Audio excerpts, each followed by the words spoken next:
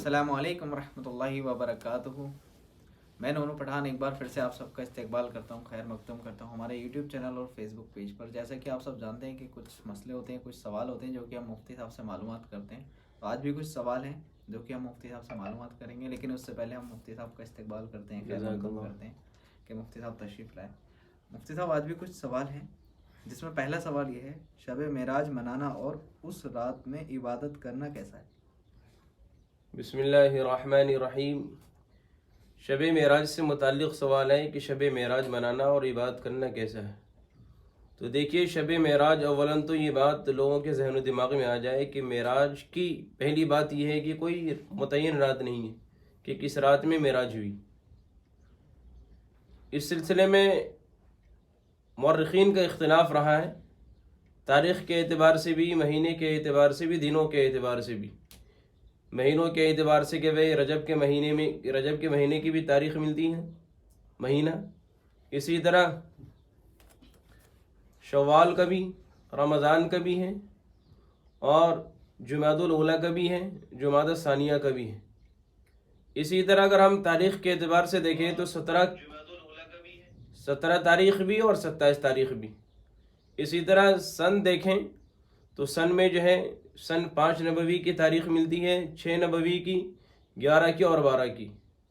تو یہ الگ الگ اختلافات تاریخوں میں، اس قدر اختلاف کے باوجود کوئی حتمی اور نہ متعین سن ہے، نہ متعین تاریخ ہے، نہ متعین دن ہے۔ تو اس لحاظ سے صرف 27 رجب کو شب معراج منا لینا، تسلیم کر لینا، یہ کوئی عقل مندی کی بات نہیں۔ اسی طرح دوسری بات کہ جو چیز صحابہ کرام جناب نبی کریم صلی اللہ علیہ وسلم اور سلف صالحین سے ثابت نہیں کہ آپ علیہ الصلاۃ والسلام کو معراج ہوئی اور معراج کے بعد آپ علیہ الصلاۃ والسلام دنیا میں کئی سال رہے، 18 سال بھی اور اس سے کم بھی، لیکن آپ نے پوری زندگی میں کبھی بھی شب معراج کو اس طرح نہیں منایا کہ بھئی آپ اس رات میں عبادت کرو، اس رات میں یہ کرو، وہ کرو، یہ اگلے دن روزہ رکھو۔ یہ صرف بات کی چیزیں ہیں جسے لوگوں نے گھڑ لی ہیں۔ اسی طرح شب معراج سے متعلق جب بات آئی تو ہمارے معاشرے میں دیکھیں بے شمار باتیں رائج ہے کہ شب معراج کی رات میں لوگ شب قدر جیسی اہم رات سمجھتے ہیں کہ شب قدر کی جو فضیلت ہے ویسی فضیلت اس رات کی، شب معراج کی۔ یاد رکھیں، شب قدر کی فضیلت الگ ہے، قرآن سے ثابت ہے، حدیث سے ثابت ہے، لیکن شب معراج کی کوئی فضیلت ایسی نہیں ہے کہ اس رات میں آپ عبادت کریں، اس رات میں جاگیں۔ اور اسی طرح شب معراج سے متعلق کے لوگوں نے نمازیں گھڑ رکھی اپنی طرف سے کہ شب معراج میں یہ نماز پڑھو، یہ نماز پڑھو، پہلی رکعت میں یہ سورت، دوسری میں، تیسری میں یہ سورت، تو یہ ملے گا، وہ ملے گا، اتنا ثواب ملے گا۔ یہ سب گھڑ دباتے ہیں لوگوں کی طرف سے، عوام کی طرف سے۔ اسی طرح شب معراج کے بعد لوگ رات بھر جگتے ہیں اور اگلے دن روزہ رکھتے ہیں، اور اس روزہ رکھنے کے بعد اسے ہزارہ روزہ کے نام سے کہتے ہیں کہ اس ایک دن کا روزہ رکھ لیا تو 1000 روزے کے برابر ثواب ملے گا۔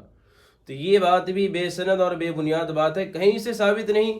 اللہ کے رسول علیہ الصلاۃ والسلام نے کبھی روزہ نہیں رکھا شب معراج کے اگلے دن، نہ صحابہ کرام نے، نہ سلف صالحین نے، نہ اکابرین نے، تبع تابعین نے، کسی نے بھی نہیں روزہ رکھا۔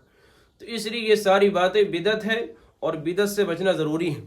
اب یہاں ایک سوال ہی ہو سکتا ہے بہت سے لوگوں کی طرف سے کہ بھئی یہ میاں یہ تو نماز پڑھنے سے روک رہے ہیں، عبادت کرنے سے روک رہے ہیں، ہے نہیں؟ ایک سوال ہو سکتا ہے کہ جب بات چھڑ گئی کہ عبادت کرنے سے روک رہے ہیں، تو دیکھیے اصل مقصد عبادت کرنا مقصد نہیں، بلکہ اصل مقصد اتباع ہے، اللہ کا حکم ماننا، اللہ کے نبی کی اطاعت کرنا۔ جب اللہ کا حکم ہو نماز پڑھو تو نماز پڑھو، جب حکم ہو نماز نہیں پڑھو نماز نہیں پڑھیں، جب حکم ہے روزہ رکھو روزہ رکھو، جب حکم نہ ہو تو روزہ نہ رکھو۔ مطلب جیسے حکم رمضان کے روزے کا حکم ہے کہ رمضان کا روزہ رکھنا ہے، اب عید کے دن روزہ رکھنا منع ہے۔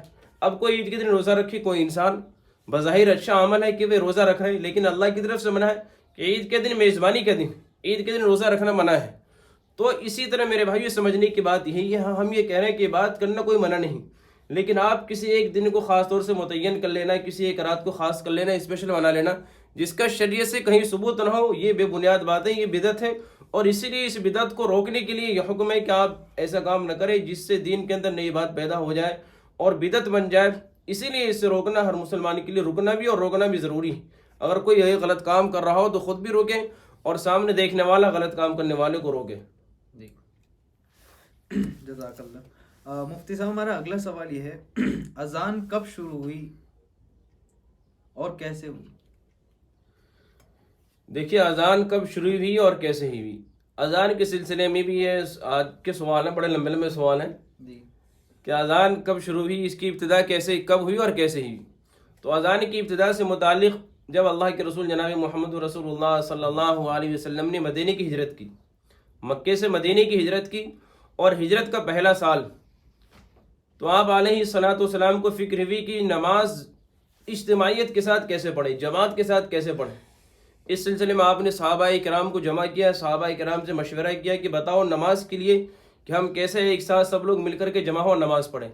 تو صحابہ کرام نے الگ الگ رائے دی. کسی صحابی نے یہ کہا کہ جب نماز کا وقت ہو تو نماز کے وقت ہم جو ہے آگ بلند کر دیں.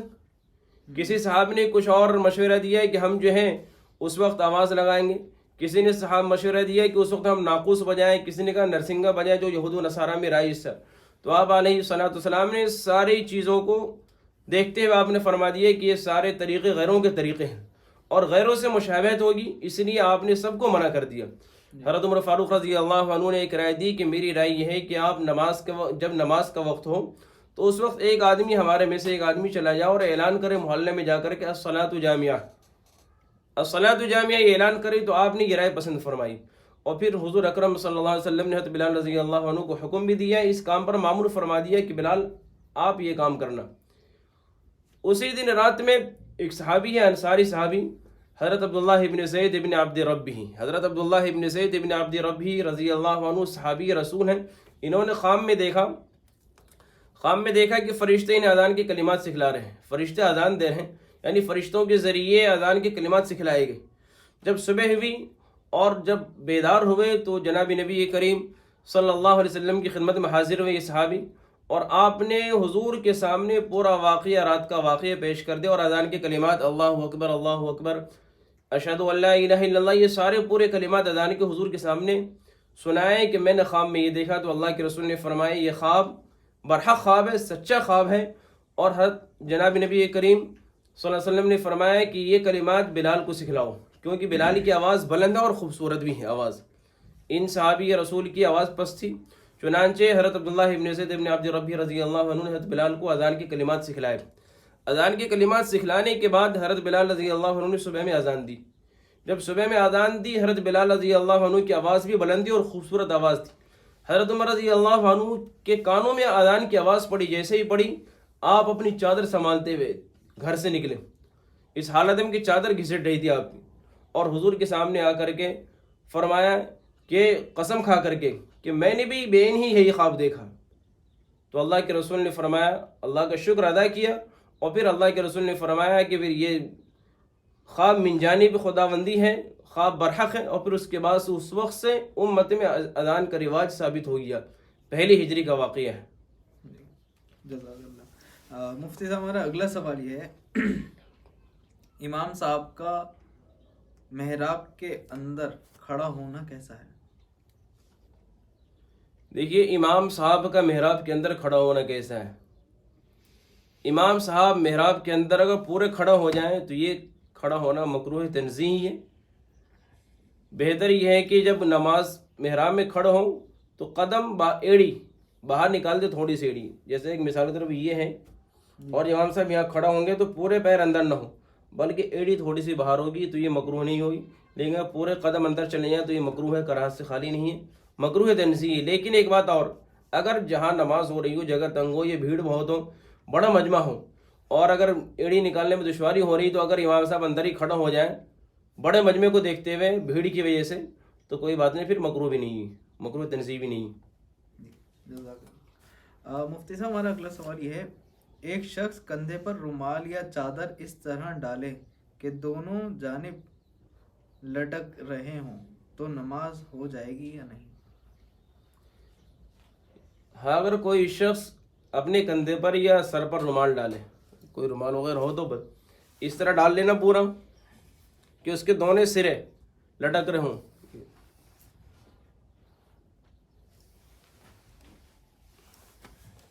مثلا یہ رومال ہے، یہ چادر ہے، اگر کوئی انسان یہاں ایسے ڈال لیں اور اس کے دونوں سرے لٹک رہے ہوں، یہ ایسے ہی، یا کندھے پہ ڈال لیں اور دونوں سرے لٹک رہے ہوں، رومال ڈال لیں، چادر ڈال لیں، کچھ بھی ڈال لیں، اور اسے لپیٹے نہیں. اگر لپیٹ لے تو ٹھیک، اور لپیٹے نہیں ایسے کھلے چھوڑ دینا دونوں سروں کو، تو یہ مکروہ تحریمی ہے اور اسے صدل کہتے ہیں شریعت کی اصطلاح میں. تو اس لیے اگر کوئی ڈالے تو لپیٹ لے، لپیٹنے سے پھر کچھ نہیں. اگر لپیٹے نہیں ایسے دونوں سرے کو کھلے چھوڑ دے تو مکروہ تحریمی ہیں، اسی لیے اس کا خیال رکھا جائے. مکروہ تحریمی یعنی حرام کے قریب. اس کو نماز کے علاوہ بھی کر سکتے ہیں کیا؟